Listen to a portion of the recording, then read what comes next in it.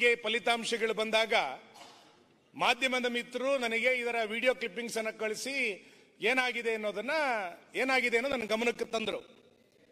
ನಾನು ಅರೆ ನಿಮಿಷಗಳ ಕಾಲ ನಾನು ವಿಚಲಿತನಾದೆ. ವಿಧಾನಸೌಧದ ಒಳಗೆ ಪಾಕಿಸ್ತಾನ್ ಜಿಂದಾಬಾದ್ ಕೂಗುವಷ್ಟು ಧೈರ್ಯ ಯಾರಿಗಾರಿದೆಯಾ? ಇದು ಹೌದಾ ಅನ್ನುವಷ್ಟರ ಮಟ್ಟಿಗೆ ನಾನೇ ವಿಚಲಿತನಾಗಿದ್ದೆ. ಆದ್ರೆ ಆ ಸೌಂಡ್ಗಳನ್ನ ಕೇಳಿದ ನಂತರ, ಅದನ್ನ ಎರಡೆರಡು ಸರಿ ಮೂರು ಸರಿ ಕೇಳಿದ ನಂತರ ನಮಗೆ ಹೌದು ಅಂತ ಅನ್ನಿಸ್ತು. ನಂತರ ಅದನ್ನ ನಾವು ರಿಯಾಕ್ಷನ್ ಅನ್ನು ಮಾಡಿದ್ದು. ನಾನು ಆ ಇಡೀ ವಿಡಿಯೋವನ್ನ ಗಮನಿಸಿದ್ದೇನೆ. ಮೊದಲ ಮಾಡಿಯಲ್ಲಿ ನಡೆದಂತ ವಿಡಿಯೋ, ನಂತರ ಹೊರಗಡೆ ಆದಂತ ವಿಡಿಯೋಗಳನ್ನು ಕೂಡ ನಾನು ಗಮನಿಸಿದ್ದೇನೆ.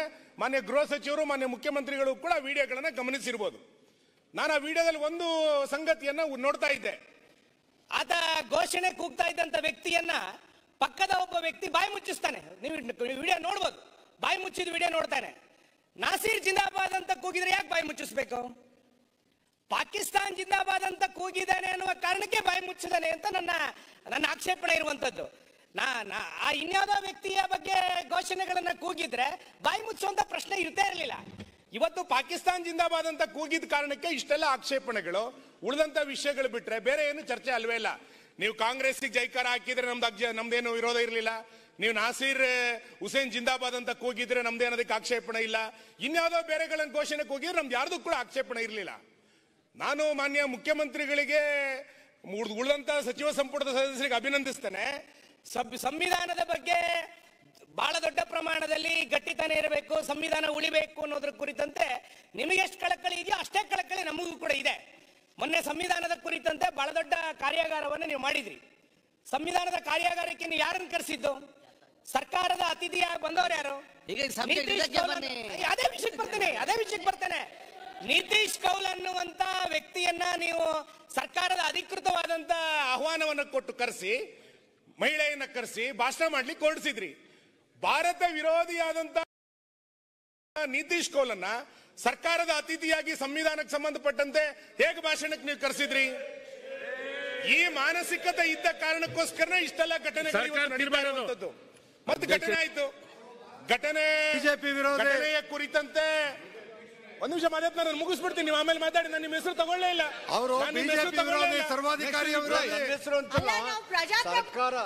ಸರ್ಕಾರ ಭಾರತ ವಿರೋಧಿ ಆದವ್ರನ್ನ ಕರೆಸಿದ್ದಾರೆ ಅಂತ ಹೇಳ್ತಾರೆ. ಅವರು ಕಾಶ್ಮೀರಿ ಪಂಡಿತರು. ಮಂತ್ರಿ ಮಾತಾಡ್ತಾರೆ, ಅಲ್ಲಿ ಅಧ್ಯಕ್ಷರೇ ಮಂತ್ರಿ ಮಾತಾಡ್ತಾರೆ, ಅವರು ಮಂತ್ರಿ ಮಾತಾಡ್ತಾರೆ. ಅಧ್ಯಕ್ಷರೇ, ಡೆಮಾಕ್ರಸಿ ಬಗ್ಗೆ, ಸೆಕ್ಯುಲರಿಸಂ ಬಗ್ಗೆ ಅಥವಾ ಸರ್ಕಾರ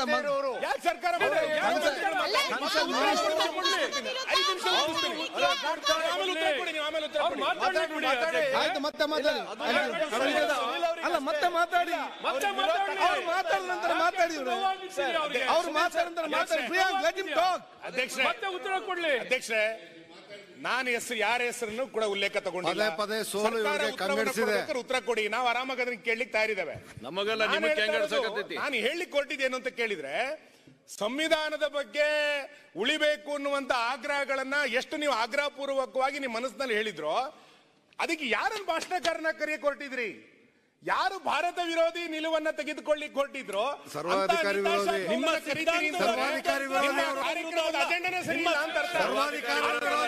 ಈ ರೀತಿಯಾದಂತಹ ಘಟನೆಗಳು ಈ ರೀತಿಯಾದಂತಹ ಧೋರಣೆಗಳ ಕಾರಣಕ್ಕೆ ಇಷ್ಟು ಧೈರ್ಯ ಪಾಕಿಸ್ತಾನದ ಪರವಾಗಿ ಘೋಷಣೆಗಳನ್ನ ಕೂಗುವಂತ ಧೈರ್ಯ ಬಂದಿರಬಹುದು ಅಂತ ನಾನು ಊಹೆ ಮಾಡ್ಕೊಳ್ಳೋದು. ವಿಧಾನಸಭಾ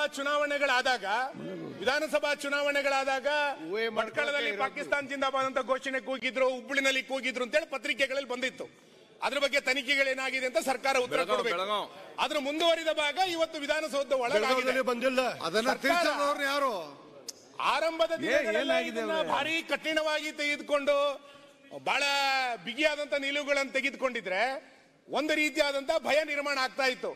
ಭಯ ನಿರ್ಮಾಣ ಆಗದಲೇ ಪ್ರತ್ಯಕ್ಷವಾಗಿ ಪರೋಕ್ಷವಾಗಿ ಇದಕ್ಕೆ ಎಲ್ಲ ಒಂದು ಕಡೆ ಬೆಂಬಲವನ್ನು ಕೊಡ್ತಾ ಇರುವಂತಹ ಪರಿಣಾಮವಾಗಿ ಈ ರೀತಿಯಾದಂತಹ ಘಟನೆಗಳು ನಿರಂತರವಾಗಿ ನಡೀತಾ ಇದೆ ಅಂತ ನಾನು ಅನ್ಕೊಳ್ತೇನೆ. Next you can talk.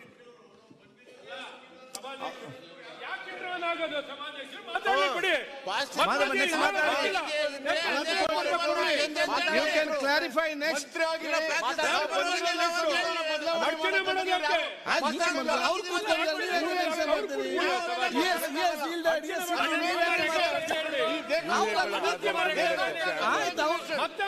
ಅವರಲ್ಲಿ ಕೇಳ್ತಿದ್ದಾರೆ, ಅವ್ರು ಕೇಳ್ತಿದ್ದಾರೆ, ನೀವೇ ನಿಲ್ತೀರಿ.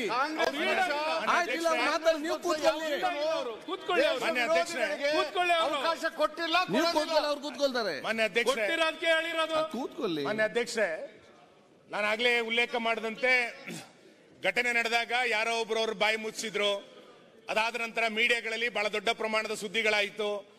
ರಾಜ್ಯಸಭೆಯಲ್ಲಿ ಚುನಾವಣೆಗಳೆಲ್ಲ ಹೇಗಾಯಿತು ಅನ್ನೋದಕ್ಕಿಂತ ಹೆಚ್ಚಾಗಿ ಪಾಕಿಸ್ತಾನ್ ಜಿಂದಾಬಾದ್ ಘೋಷಣೆ ಕೂಗಿದ್ರು ಅನ್ನುವಂಥದ್ದೇ ನನ್ನ ಇಡೀ ದಿನ ಸುದ್ದಿಗಳಾಗಿದೆ. ನಾವು ಇದನ್ನ ನೋಡಿ ಸುಮ್ಮನೆ ಕೂತ್ಕೊಳ್ಳೋ ಪ್ರಶ್ನೆ ಇಲ್ಲ. ನಾವು ಇದನ್ನ ಸರ್ಕಾರವನ್ನ ಪ್ರಶ್ನೆ ಮಾಡಲೇಬೇಕು, ನಮ್ಮ ಹಕ್ಕಿದ ಒಂದು ಪ್ರಶ್ನೆ ಮಾಡ್ತಾ ಇದ್ದೀವಿ. ನಿನ್ನೆ ಪತ್ರಕರ್ತರು ಅದನ್ನ ಪ್ರಶ್ನೆ ಕೇಳಲಿಕ್ಕೆ ಹೋದಾಗ ಪತ್ರಕರ್ತರನ್ನ ಗದರಿಸಿದಂತ ಘಟನೆಗಳು ಕೂಡ ನಿನ್ನೆ ನಡೆದಿಲ್ಲ ಅಂತೇನಿಲ್ಲ. ಅಂದ್ರೆ ಇದನ್ನ ಪ್ರಶ್ನೆ ಮಾಡೋದು ತಪ್ಪು ಅನ್ನುವಷ್ಟರ ಮಟ್ಟಿಗೆ ಸರ್ಕಾರದ ಜನಪ್ರತಿನಿಧಿಗಳ ವರ್ತನೆಗಳು ಹಿಂಗಾದ್ರೆ ಯಾರು ಕೇಳಬೇಕು, ಎಲ್ಲಿ ಕೇಳಬೇಕು ಇದನ್ನ? ಈ ಕಾರಣಕ್ಕೆ ನನ್ನ ಘಟನೆ ನಡೆದ ನಂತರ ನೀವೇ ಹೇಳಬೇಕು. ವಿಧಾನಸೌಧದಿಂದ ಹೊರಗೆ ಹೋಗ್ಲಿಕ್ಕೆ 2 ಗೇಟ್ ಇರೋದು, ಏನು 16 ಗೇಟ್ಗಳೇನಿಲ್ಲ. ಹೆಂಗೆ ಆ ಗುಂಪನ್ನ ಹೊರಗೋಗ್ಲಿಕ್ಕೆ ಪೊಲೀಸರು ಬಿಟ್ರು? ಘಟನೆ ನಡೆದಾದ ನಂತರ ಇವತ್ತಿನ ತನಕ, ಈ ಕ್ಷಣ ತನಕ ಯಾಕೆ ಒಬ್ಬರನ್ನು ಅರೆಸ್ಟ್ ಮಾಡಲಿಲ್ಲ? ಯಾವ ತನಿಖೆ ಆಗಬೇಕು ಅಂತ ಕಾಯ್ತಾ ಇದ್ದೀರಿ? ವಿಚಾರಣೆ ಮಾಡೋದಕ್ಕೆ ದೊಡ್ಡ ವಿಷಯನಾ? ನನ್ನ ರಾತ್ರಿ ಘಟನೆ ಆದ ನಂತರ ಇರೋದೇ 2 gate, south gate, north gate. ಆ 2 ಗೇಟ್ ಹೋಗ್ಬೇಕಿತ್ತು. ಯಾರನ್ನೂ ಹೋಗ್ಲಿಕ್ಕೆ, ಎಲ್ಲರನ್ನೂ ರಾಜಾರಾಜವಾಗಿ ಹೋಗ್ಲಿಕ್ಕೆ ಬಿಟ್ಟು ರಾತ್ರಿ ನಾವು ಪೊಲೀಸ್ ಸ್ಟೇಷನ್ಗೆ ಹೋಗಿ ಕಂಪ್ಲೇಂಟ್ ಕೊಡೋ ತನಕ ಸೋಮೋಟೋ ಮೊಕದ್ದಮೆಯನ್ನು ದಾಖಲು ಮಾಡ್ಲಿಕ್ಕೆ ಪೊಲೀಸರು ಹಿಂದೇಟ್ ಆಗ್ತಾ ಇದ್ದಾರೆ ಅಂತಂದ್ರೆ ಇದನ್ನ ಕೇಸ್ ಹಾಕಬೇಡಿ ಅಂತ ಹೇಳ್ತಾ ಇರುವಂತ ಹಿಂದಿನ ಕೈ ಯಾವುದು? ಹಿಂದಿರುವಂತ ಶಕ್ತಿ ಯಾವ್ದಾಗಾದ್ರೆ? ಇದನ್ನ ಇವತ್ತು ಪ್ರಶ್ನೆ ಮಾಡಬೇಕಾಗಿರುವಂತದ್ದು ಇಡೀ ನಾಗರಿಕ ಸಮಾಜದ ಕರ್ತವ್ಯ ಇದೆ. ಇದನ್ನ ಇವತ್ತು ನಾವು ಪ್ರಶ್ನೆಯನ್ನ ಕೇಳ್ತಾ ಇದ್ದೀವಿ. ಮೂರನೇದು, ಘಟನೆ ಆದ ನಂತರ FSIL ರಿಪೋರ್ಟ್ ಬರಬೇಕು, ಅದನ್ನ ವರದಿ ಕಾಯ್ತಾ ಇದ್ದೀವಿ ಅನ್ನುವಂಥದ್ದನ್ನ ಮಾನ್ಯ ಗೃಹ ಸಚಿವರು ಬೆಳಿಗ್ಗೆ ಪತ್ರಿಕೆಗಳಲ್ಲಿ ಹೇಳಿದ್ದೆ ನಾನು ಗಮನಿಸಿದೆ. ನಾನು ಕಾಂಗ್ರೆಸ್ಸಿನ ಅಧಿಕೃತವಾದಂತಹ ಟ್ವೀಟ್ ಅನ್ನ ಮತ್ತು ಪ್ರಿಯಾಂಕಾ ಖರ್ಗೆ ಅವರ ಟ್ವೀಟ್ ಅನ್ನ ನೀವು ಅನುಮತಿ ಕೊಟ್ಟರೆ ಓದ್ತೇನೆ. ಅಲ್ಲ, ಅನುಮತಿ ಕೇಳಿದೆ. FSIL ರಿಪೋರ್ಟ್ ಬರೋದಕ್ಕಿಂತ ಅನುಮತಿ ಕೇಳಿದ್ರೆ ಬೇಡ ಅಂತ ಹೇಳಿದ್ರಿ. ಅಲ್ಲ, FSIL ರಿಪೋರ್ಟ್ ಬರೋದಕ್ಕಿಂತ ಮುಂಚೆ ಕ್ಯಾಬಿನೆಟ್ಟಿನ ಸಚಿವರು ಮಾಡಿದಂತ ಟ್ವೀಟ್ ಏನು, ಮತ್ತು ಕಾಂಗ್ರೆಸ್ಸಿನವರು ಮಾಡಿದಂತ ಟ್ವೀಟ್ ಏನು? ಹಾಗಾದ್ರೆ ವಿಚಾರಣೆ ಯಾರಿಗೆ? ವಿಚಾರಣೆ ಆಗೋದಕ್ಕಿಂತ ಮುಂಚೆನೆ ನಿರ್ಣಯಕ್ಕೆ ಯಾರು ಬರೋದು? ವಿಚಾರಣೆ ಬರೋದಕ್ಕಿಂತ ಮುಂಚೆ ಯಾರು ತೀರ್ಮಾನಕ್ಕೆ ಬರೋದು? ನಿಮ್ಗೆ ಏನಾಗಿದೆ? ಹಾಗಾದ್ರೆ ವಿಚಾರಣೆ ಆಗೋದು ಕೂತ್ಕೊಳ್ಳಿ. ಬೇರೆ ಬೇರೆ ಆಯ್ತು, ನಿಮ್ಗೆ ಏನಿಗೆ ಪ್ರಾಬ್ಲಮ್? ನಿಮ್ಮ ಹೆಸರು ಏನಾದ್ರು ಹೇಳಿದ್ರಾ? ಇಲ್ಲಲ್ಲ, ನಿಮ್ಮ ಹೆಸರು ಹೇಳಿದ್ರಾ? ಬೇರೆ ಬೇರೆ ಘಟನೆಗಳಲ್ಲಿ ತಿಂಗಳುಗಟ್ಟಲೆ ರಿಪೋರ್ಟ್ ಬರೋದಿಲ್ಲ. ಇದನ್ನ ಇಮಿಡಿಯೇಟ್ ರಿಪೋರ್ಟ್ ಬರ್ತಾ ಇದೆ ಅಂತಂದ್ರೆ ಏನ್ ಅನ್ಕೋಬೇಕು ನಾವು? ನಾನು ರಿಪೋರ್ಟಿನ ಬಗ್ಗೆ ಅನುಮಾನ ವ್ಯಕ್ತಪಡಿಸ್ತಾ ಇಲ್ಲ. ಸರ್ಕಾರ ಇಷ್ಟು ತರಾತುರಿಯಾಗಿ ರಿಪೋರ್ಟ್ ತಗೊಳ್ತಾ ಇದೆ ಅಂತಂದ್ರೆ ನಾನು ಸರ್ಕಾರವನ್ನು ಅಭಿನಂದಿಸ್ತೇನೆ. ಆದ್ರೆ ಬೇರೆ ಎಲ್ಲ FSIL ರಿಪೋರ್ಟ್ ಬರ್ಬೇಕಾದ್ರೆ ತಿಂಗಳುಗಟ್ಟಲೆ ಕಾಯ್ಬೇಕು ಅಂತ ನನಗಿರುವಂತ ಮಾಹಿತಿಗಳಿತ್ತು. ಇದನ್ನ ಇಷ್ಟು ಬೇಗ ರಿಪೋರ್ಟ್ ತಗೊಳ್ತಾ ಇದ್ದೀರಿ,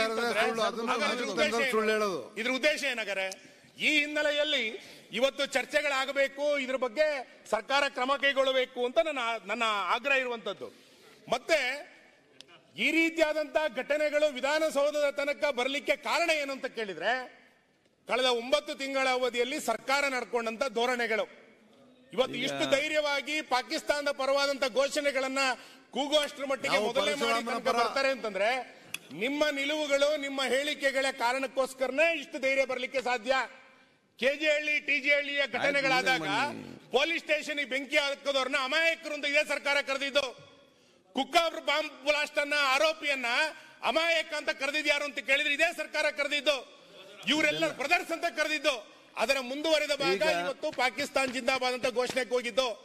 ನಾನು ಆಗ್ರಹಿಸ್ತೇನೆ, ಇದರ ನೈತಿಕ ಹೊಣೆಯನ್ನ ಮುಖ್ಯಮಂತ್ರಿಗಳೇ ಹೊರಬೇಕು, ಬೇರೆ ಯಾರು ಹೊರಲಿಕ್ಕೆ ಸಾಧ್ಯ ಇಲ್ಲ. ಇದನ್ನ ಪಾಕಿಸ್ತಾನ್ ಜಿಂದಾಬಾದ್ ಅಂತೇಳಿ ವಿಧಾನಸೌಧ ತನಕ ಇವತ್ತು ಕೂಗ್ತಾರೆ ಅಂತಂದ್ರೆ ಇದರ ಹೊಣೆಯನ್ನ ಯಾರು ಹೊರಬೇಕಾಗಾದ್ರೆ? ಇವತ್ತು 47ರಲ್ಲಿ ಜಾತಿಯ ಹೆಸರಿನಲ್ಲಿ ದೇಶವನ್ನ ವಿಭಜನೆ ಮಾಡಿದ್ರು ಇದೇ ಕಾಂಗ್ರೆಸ್. ಭಯೋತ್ಪಾದನೆ ಹೆಸರಲ್ಲಿ ವಿಚಾರ ಮಾತಾಡಿ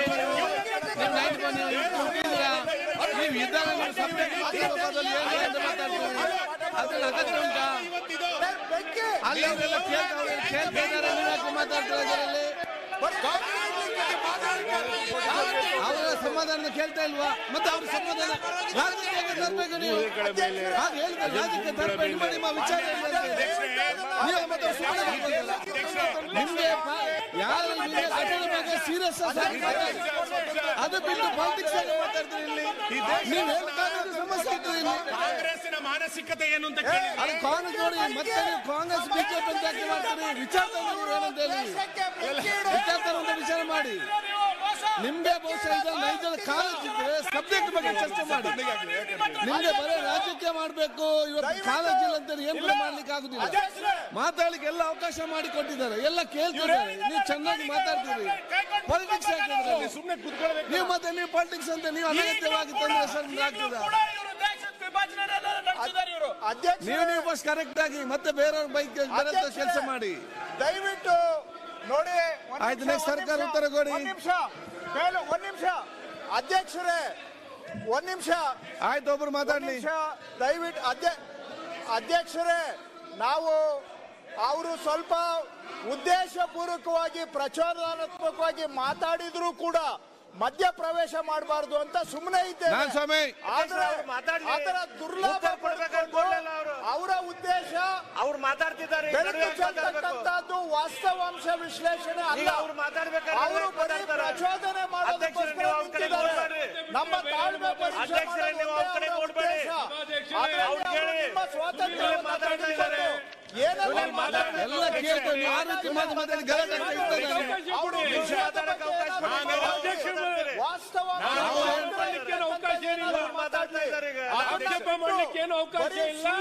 ಕೇಳಿ, ಸ್ವಲ್ಪ ಕೇಳಿ, ಸ್ವಲ್ಪ ಕೇಳಿ.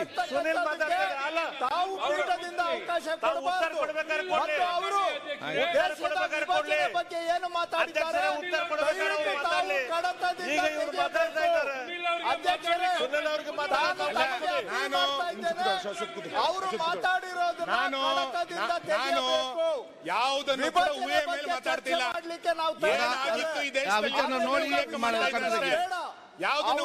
ನಾನು ಯಾವುದನ್ನು ಕೂಡ ಊಹೆ ಮೇಲೆ ಮಾತಾಡ್ತಾ ಇಲ್ಲ. ಬಗ್ಗೆ ಮಾತಾಡಿದ್ದಾರೆ. ನಾನು ದಯವಿಟ್ಟು ತಾವು ಕಡತದಿಂದ ತೆಗೆಯಲೇಬೇಕು. ಹಾಗೂ ಅವ್ರು ಮಾತಾಡ್ಲಿ, ನಾವು ಮಧ್ಯ ಪ್ರವೇಶ ಮಾಡ್ಲಿಕ್ಕೆ ಆಸಕ್ತಿ ಇಲ್ಲ. ಆದ್ರೆ ವಿಷಯದ ಬಗ್ಗೆ ವಾಸ್ತವಕ್ಕೆ ಹತ್ತಿರವಾಗಿ ಏನಾದ್ರೂ ಮಾತಾಡ್ಲಿ, ನಾವು ತಾಳ್ಮೆಯಿಂದ ಕೇಳ್ತೇವೆ. ಅವ್ರದ್ದು ಒಂದೇ ಉದ್ದೇಶ ಪ್ರಚೋದನೆ ಹೊರಗಡೆ ಸಮಾಜದಲ್ಲಿ ಗಲಾಟೆ ಇಲ್ಲೂ ಗಲಾಟೆ ಮಾಡಬೇಕು ಅನ್ನೋ ಉದ್ದೇಶ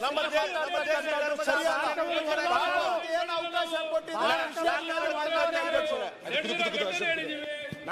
ನಾನು ಹೇಳ್ತಾ ಇರೋದು ಆಯ್ತು. ಬಿಜೆಪಿ ಅವರು ಬೆಂಕಿ ಇಡೋದಕ್ಕೆ ಅಧ್ಯಕ್ಷರೇ ಕೆಲಸ ಮಾಡಿಲ್ಲ.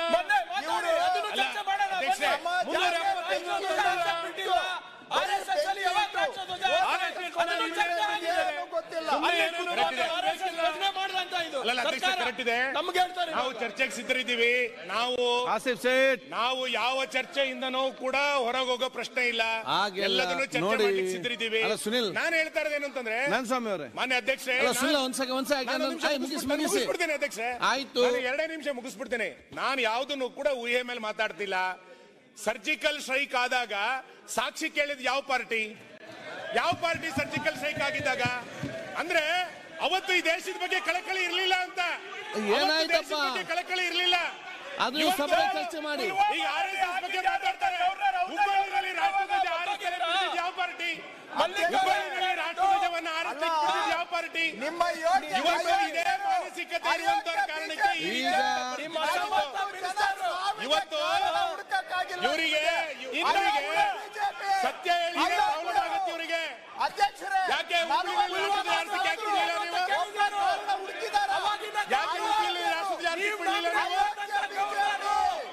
ಅಸಮರ್ಥ ಹೋಮ್ ಮಿನಿಸ್ಟರ್, ಅಸಮರ್ಥ ಡಿಫೆನ್ಸ್ ಮಿನಿಸ್ಟರ್ ನಿಮ್ಮ ಕೇಂದ್ರದವರು. ಪುಲ್ವಾಮಾದಲ್ಲಿ ಸಾಕ್ಷಿ ಮಲ್ಲಿಕ್ ಅವರ ಇನ್ವೆಸ್ಟಿಗೇಷನ್ ಮಾಡಕ್ಕೆ ಯೋಗ್ಯತೆ ಇಲ್ಲ. ನಿಮ್ ಗವರ್ನರ್ ಕೇಳ್ತಾ ಇರೋದು ಬರೀ ಈಗ ರಾಜಕೀಯಕ್ಕೆ ಬಳಸ್ತಾರೆ.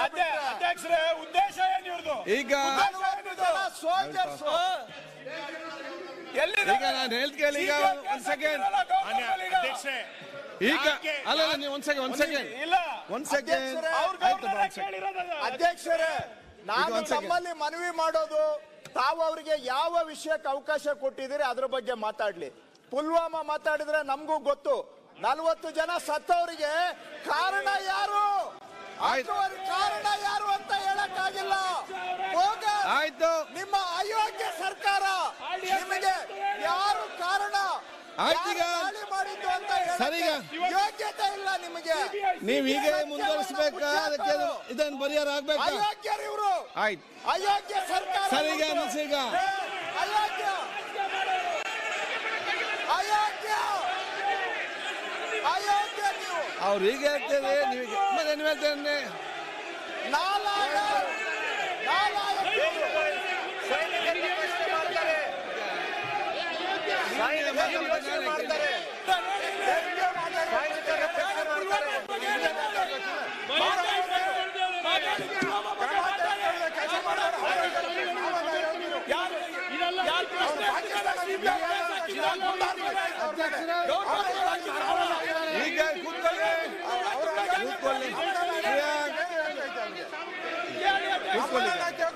ನೀವು ಸರ್ಕಾರದಲ್ಲಿದ್ದೀರಿ, ಕೂತ್ಕೊಳ್ಳಿ. ಪ್ರತಿಪಕ್ಷ ಕೂತ್ಕೊಳ್ಳಿಲ್ಲ, ಕೂತ್ಕೊಳ್ಳಿ. ಮಾನ್ಯ ಅಧ್ಯಕ್ಷೆ, ಒಂದು ನಿಮಿಷ. ಆಯ್ತು ರವಿ, ಒಂದ್ಸಲ ಬಸ್ ಅಂತ ಕೂತ್ಕೊಳ್ಳಿ. ಆಯ್ತು, ಬಸ್ ಕೂತ್ಕೊಳ್ಳಿ. ಅಧ್ಯಕ್ಷೆ, ಆನಂದ್, ಅಧ್ಯಕ್ಷೆ, ಅಧ್ಯಕ್ಷೆ, ಈ ಘಟನೆ ಆದ್ರೂ ಕೂಡ ಇಲ್ಲಿಯ ತನಕ ಆರೋಪಿಗಳನ್ನು ಬಂಧಿಸಿಲ್ಲ. ಅವ್ರ ಅಯೋಗ್ಯರು, ಅವ್ರ ಅಯೋಗ್ಯರು. ಆಯ್ತು, ಇಲ್ಲಿಯ ತನಕ ಬಂಧನ ಆಗ್ಲಿಲ್ಲಲ್ಲ, ಅದಕ್ಕೆ ಅವ್ರ ಅಯೋಗ್ಯರು. ಈಗ ಯಾರು ಅಯೋಗ್ಯರು?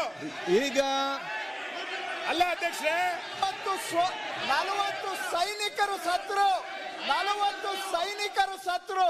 ಇವತ್ತು ಯಾರಿಗಾದ್ರೂ ಒಬ್ಬರಿಗೆ ಇವರು ಅರೆಸ್ಟ್ ಮಾಡಿದಾರ? 40 ಸೈನಿಕರು.